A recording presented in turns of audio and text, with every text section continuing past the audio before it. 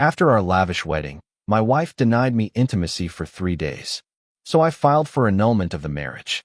When I confronted her, she said, "It will only be on my terms, take it or leave it." So I took everything away from her, and I left. Hello. Thank you for your continuous support. This means a lot to us. If you enjoy the stories we share, kindly subscribe to this channel. It will be great if you can leave a comment on which city you are watching from. We might just give you a shout out in our next story. Today's special shout out goes to Richard from New Zealand. We are glad you enjoy our stories. Now let's dive into the details of today's story. I'd never been the kind of guy to walk away from a fight, but that night, 3 days before I filed for annulment, Clara made me question everything I thought I knew about myself. The honeymoon suite was supposed to be our victory lap, champagne on ice, silk sheets, the works. I'd spent months planning it, just like I'd spent months building her a life she hadn't earned. A car, clothes, a house for her parents. All of it, handed over like I was some lovesick fool. And I was, until she opened her mouth. We'd barely kicked off our shoes when it happened. The wedding had been perfect, 300 guests, her dress a cascade of white that cost more than my first car, my vows so earnest they'd made her mother cry. I'd carried her over the threshold, laughing, my tie already loose. I leaned in to kiss her, expecting the heat we'd flirted with for months. Instead, she put a hand on my chest, firm, like a bouncer at a club I wasn't cool enough to enter. "Not tonight," she said, voice low, eyes steady. "Not ever, unless it's on my terms. Take it or leave it." I froze, my lips still puckered like an idiot. "What?" "You heard me, Elliot." She stepped back, arms crossed. That smirk I'd once found charming now a blade twisting in my gut. "I decide. Not you." The room tilted. I'd spent 6 months chasing her. Clara, the artist with the wild laugh and the sharp edges, the woman who'd made me feel alive after years of drafting blueprints and shaking hands. I'd given her everything, not because she asked, but because I wanted to. The car, a cherry red convertible she'd squealed over. The wardrobe, racks of designer stuff she'd paraded in front of me. The house, a 2-bedroom fixer-upper for her parents, Lydia and Frank, who'd been drowning in rent hikes. I'd handed her the keys 2 weeks before the wedding, grinning like a sap as they hugged me. "And now this? Terms?" "Explain," I said, my voice tight, hands balling into fists. She shrugged, casual as if she'd just picked a restaurant. "I don't owe you anything. You gave me those things. I didn't beg. If you want me, it's when I say yes. Not a second sooner." I stared at her, the woman I'd married 12 hours ago, and saw a stranger. Not the Clara who danced with me at that gallery opening, her paint-stained fingers brushing my sleeve. Not the Clara who'd whispered she loved me under a streetlight. This was someone else, cold, calculated, playing a game I hadn't signed up for. My pulse hammered. I could have yelled, begged, demanded answers. Instead, I grabbed my jacket. "Where are you going?" she called as I hit the door. "Leaving it," I said, not looking back. The elevator ride down was a blur. My phone buzzed. Mark, my best friend, the lawyer who'd warned me I was moving too fast with her. "How's the bride?" his text read. I didn't answer. I stumbled into the hotel bar, ordered a whiskey, and let it burn down my throat. The bartender, a guy with a gray beard and tired eyes, slid me another without asking. "Rough night," he said. I nodded, staring at the glass. Rough didn't cover it. I replayed her words, "Take it or leave it," and felt the humiliation sink deeper. I'd built my life on control. Every blueprint I drew, every beam I placed, was exact. I didn't bend for clients, didn't compromise for contractors. And here I was, bending over backwards for a woman who'd just kicked me in the teeth. The house for her parents, 2 months of paperwork, my savings gutted. The car, her joyride while I took the bus. The wedding, my credit card still smoking. For what? To be told I'd get scraps when she felt like it? I pulled out my phone, dialed Mark. He picked up on the second ring, voice groggy. "Elliot, it's midnight. You okay?" "No," I said, my jaw tight. "I'm done." She said it's her terms or nothing. I'm picking nothing. Silence, then a low whistle. "You sure? You just tied the knot." "I'm sure. I want an annulment. Tomorrow." "Jesus, man. That's nuclear. What about the stuff you gave her?" "The house." I downed the whiskey, the answer forming like steel in my spine. I'm taking it all back. Every damn thing. She can figure out her terms without me. Mark sighed. You're pissed. Sleep on it. Call me in the morning. I will, I said, but I already knew. Sleep wouldn't change it. I hung up, paid the tab, and stepped into the night, my breath sharp in my chest. The suite upstairs was hers now. Let her enjoy it. I checked into a cheap room across the street, the kind with thin walls and a flickering TV. Lying on the lumpy bed, I stared at the ceiling. Her smirk burned into my brain. She thought she'd won, set the rules, kept me on a leash. She was wrong. By morning, I'd have a plan. By tomorrow, I'd have my life back. And Clara? She'd learn what leaving it really meant. I woke up the next morning with a headache and a mission. The hotel room's thin curtains let in a gray light, but I didn't need sunshine to see what I had to do. Clara's words, take it or leave it, looped in my head all night, each replay stoking the fire in my chest. I'd given her everything, built her a pedestal she didn't deserve, and she'd kicked it over like it was nothing. Fine. If she wanted terms, I'd set some of my own. I showered fast, the water lukewarm, and called Mark from the lobby. He sounded more awake this time, but his tone was cautious. You still on this annulment train? He asked. Full speed, I said, pacing past a guy mopping the floor. And I'm taking back what's mine, starting with the house. The one for her parents? Mark's voice tightened. Elliot, that's a gut punch. You sure? They're not my family. She's not my wife. I'm sure. He sighed, the sound of a man who knew better than to argue with me when I got like this. All right. I'll draft the annulment papers. The house, you're still on the deed, right? Damn right I am. I've been smart enough not to transfer it yet. 2 months of renovations, my signature on every line. Get me an eviction notice. Today. Done. But this is gonna get messy.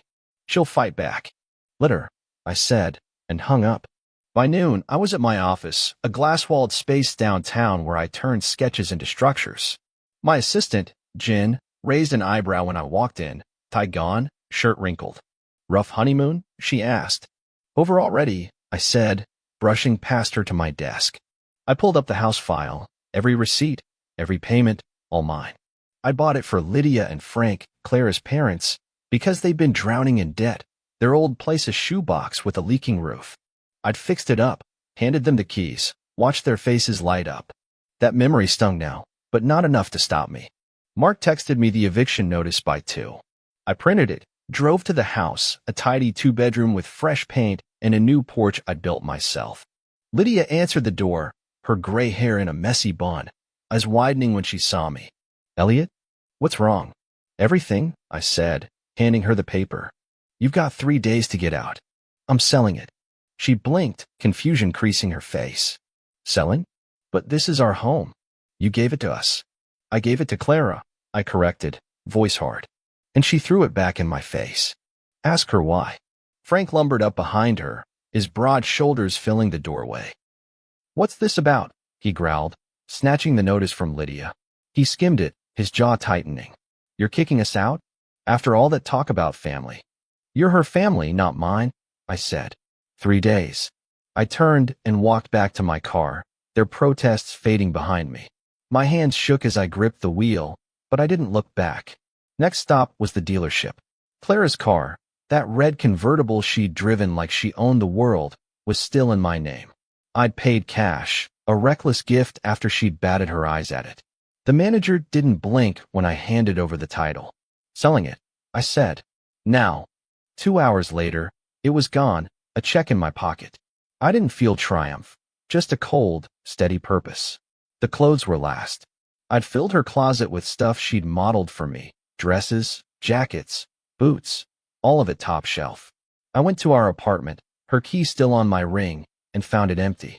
She hadn't come back. Good. I boxed it all up, silk, leather, denim, and drove to a shelter downtown. The woman at the desk smiled when I dropped it off. This'll help a lot of people, she said. I nodded, didn't say a word. Back at the office, I checked my phone. Clara had posted something, her first move. Some men think they own you with a deed. It read, with a photo of her smirking, paintbrush in hand. My blood boiled. She thought this was a game, a story she could spin. I texted Mark, how's the annulment? Filed, he replied.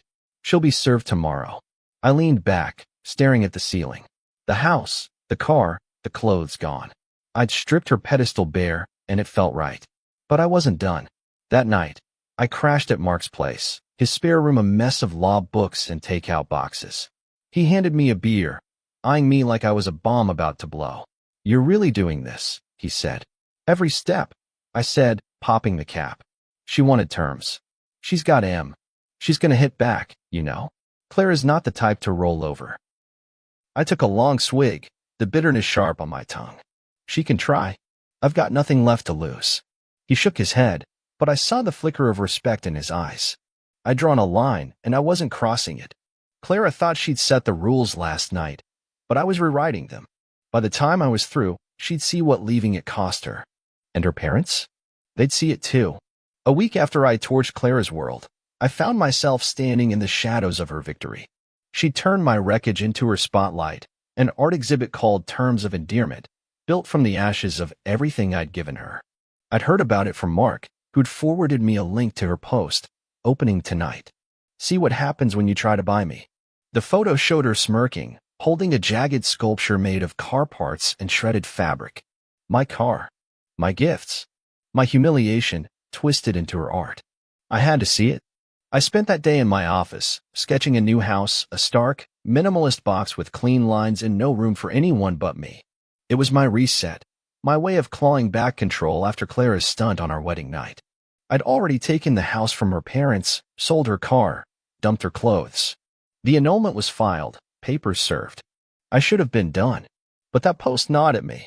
She was spinning this like I was the villain, and people were eating it up, comments praising her strength, her rebellion. I couldn't let it stand. That night, I pulled on a hoodie and drove to the gallery downtown. It was packed, hipsters in black turtlenecks, critics with notebooks, Clara's voice cutting through the hum.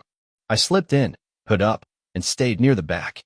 The room was dim, spotlights hitting her sculptures, a mangled fender from her convertible, wires curling like veins, a dress I'd bought her, sliced and pinned to a frame like a butterfly. Each piece screamed defiance, and the crowd lapped it up, murmuring about power and ownership.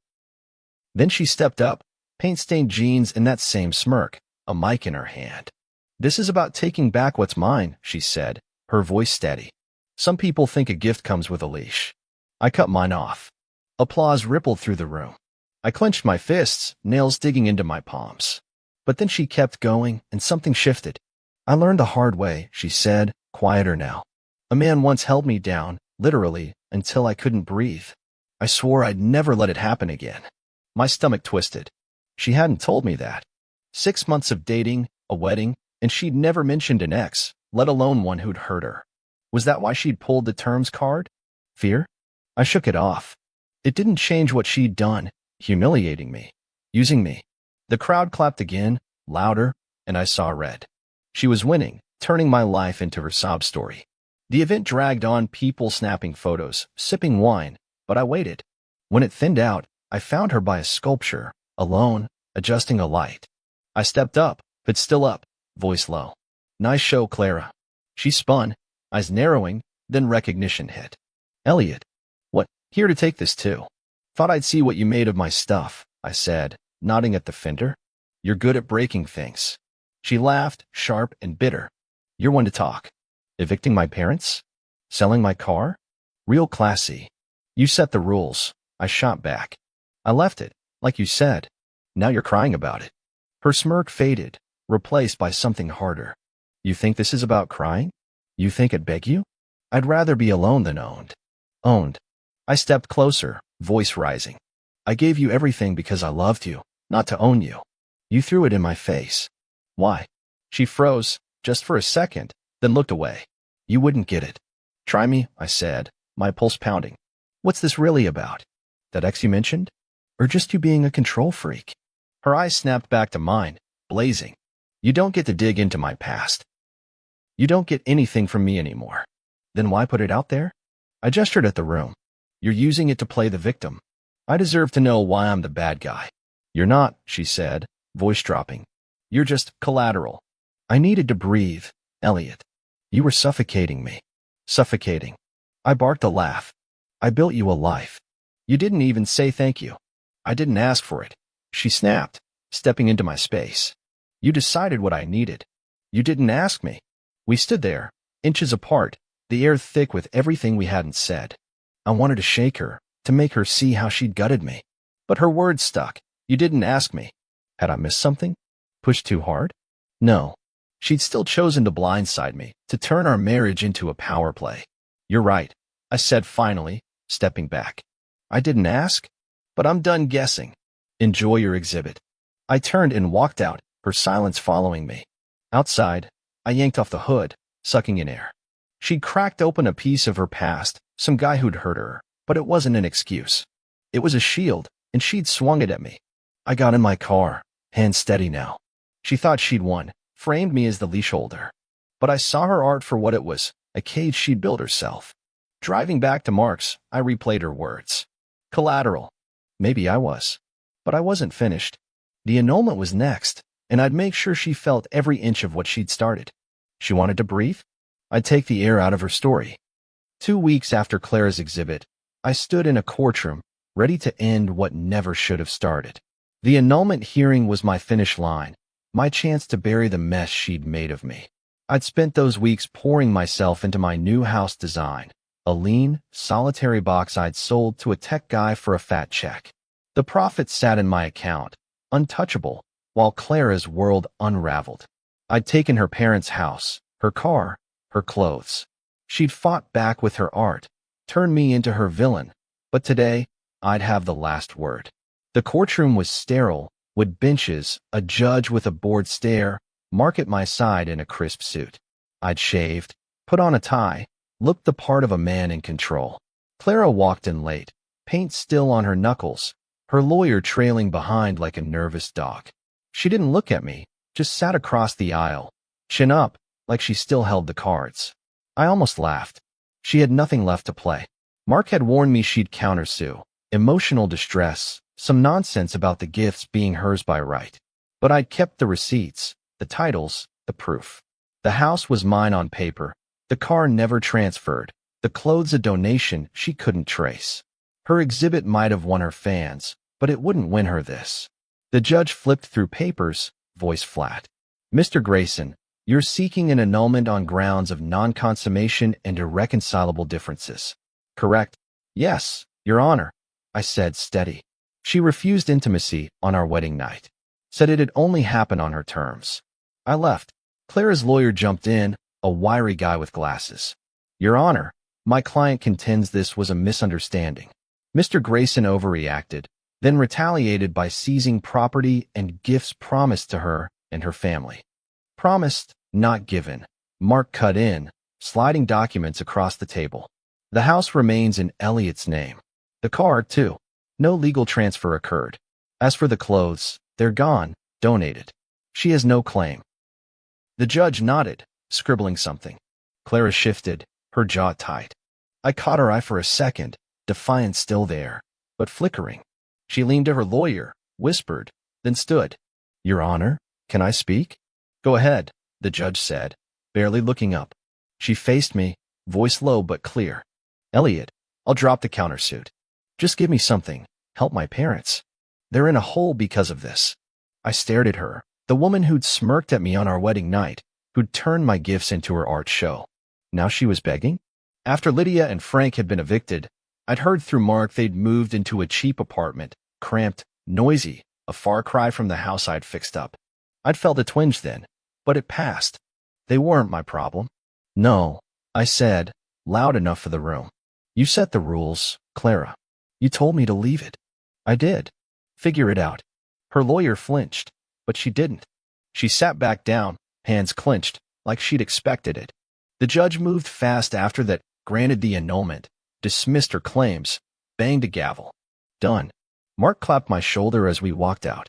Clean break, he said. You're free. Felt free the second I left that suite, I said, but my chest was tight. Not from regret, from the weight of what I dismantled. I drove to Mark's after, replaying her plea. Help her parents. Part of me wanted to. Lydia's quiet thank yous when I'd handed them the keys still echoed. But Clara had burned that bridge, not me. I crashed on his couch, scrolling my phone, when a notification popped up, Her latest post. No words, just a photo of one of her sculptures, a twisted mess of wire and cloth, captioned with a single period. I shut it off. She could spin it however she wanted. I was out. The next day, I got the call. Mark, voice tense. Clara's parents are on her case. Big time. Lydia called her last night screaming, from what I heard. How'd you hear that? I asked, sitting up. Her lawyer's buddy blabbed. Said Lydia laid into her. We had a chance, and you ruined it. Frank's not even talking to her. They're blaming her for the apartment, the eviction, all of it. I leaned back, letting it sink in. Good. She should feel it. She does, Mark said. Her lawyer's scrambling, but she's got no money. That exhibit's not selling like she thought. I didn't smile, didn't gloat. I just nodded, even though he couldn't see me. Clara had played her hand. Defiance, art, control, and it had folded. Her parents turning on her was the twist I hadn't planned, but it fit. They'd hugged me once, called me a blessing. Now I was their curse, and she was the reason. That night, I packed my stuff for Mark's, ready to move into my new place tomorrow. The check from the house sale was cashed, my life streamlined. No Clara, no baggage. I thought about her plea again, her parents' anger. It didn't soften me. She'd wanted terms, and I'd given her mine.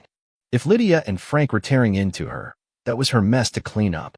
As I zipped my bag, my phone buzzed, a text from an unknown number. You win, it read. No name, but I knew. I didn't reply. Winning didn't feel like I'd imagined. It was quieter, colder. But it was mine. She'd learned to live with hers. A month after the annulment, I moved into my new house, a sharp-edged box of glass and steel, built for one. I'd sold the design that got me there, pocketed the cash, and stripped my life down to what I could carry. No more gifts, no more bending. The place was quiet that first night, just me and a sketch pad on a folding table, lines of a community center taking shape under my pencil. I'd won, cut Clara out like a bad beam, but the silence wasn't triumph.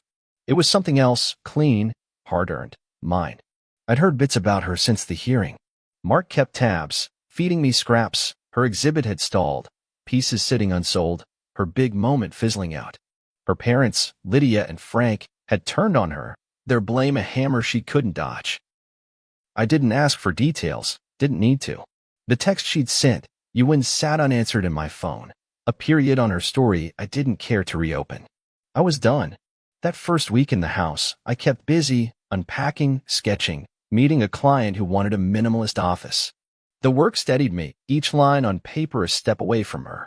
I'd see her face sometimes, that smirk from our wedding night, but it didn't sting anymore. It was just a memory, like a blueprint I'd scrapped. Mark came by one night, beer in hand, grinning at the bare walls. You're a monk now, huh? He said. Something like that, I replied, clinking his bottle. No room for clutter. Or ex-wives, he added, and I laughed, first time in weeks. He didn't mention her again, didn't need to. I was free, and it felt right. Then, late one night, my phone buzzed. I was half asleep, pencil still in hand, when I saw it, a number I didn't know, but the message hit like a brick. Don't call until you fix this, it read. No name, no context, but I knew. Frank, her father. I'd met him enough times, gruff, broad-shouldered, a man who'd shaken my hand like I was gold when I gave them that house. Now he was texting me? No. I checked the thread, wrong number. He'd meant it for Clara, not me. I set the phone down, heart thudding. Fixed what? The house? Their lives? Her mess? I didn't text back. Didn't need to. It wasn't my fight. But it stuck with me, that blunt edge of his words. The next day, Mark confirmed it over coffee. Her parents are done with her, he said, stirring sugar into his cup. Lydia's been calling her nonstop, guilt trips, tears. Frank's worse. Won't even pick up her calls. They're in that shitty apartment, blaming her for every leak and creak. She earned it, I said, voice flat. She picked her terms. She did, he agreed. But it's hitting her hard. Lawyer friend says she's barely leaving her studio. Exhibit's dead, collectors moved on. I nodded, sipping my coffee. I didn't feel sorry for her. She'd swung at me, missed, and now her own people were landing the blows. Good. Let her feel it. I'd felt it first, her cold hand on my chest, her rules shutting me out. She'd built her cage, not me. That night, I finished the community center sketch pro bono, something to give back without strings. It was late, past midnight, when I stepped outside, the air cool against my skin. The house stood solid around me, a fortress I'd made. I thought about Clara then, not with anger, but a kind of distance. She'd texted me once, admitted defeat. I hadn't replied because I didn't need to.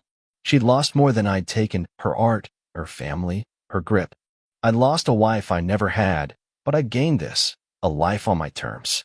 The next morning, Mark called, voice low. "You hear about Clara?" "No," I said, setting my pencil down. "What now?" "She smashed one of her sculptures.